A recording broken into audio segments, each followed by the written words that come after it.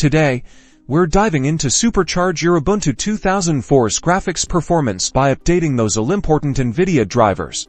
Our journey begins in the top left corner of your screen.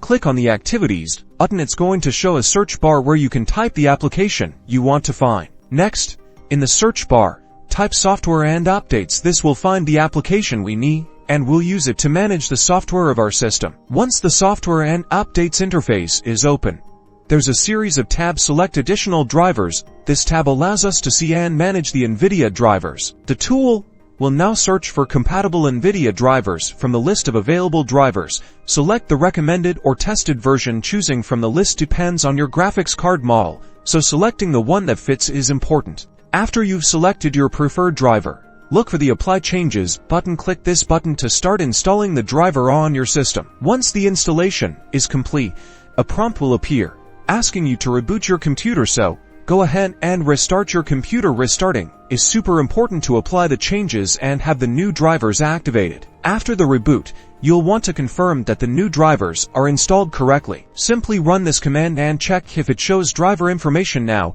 your graphics card should be running smoothly. Congratulations, you have successfully updated your Nvidia drivers on Ubuntu 2004, increasing your graphical performance.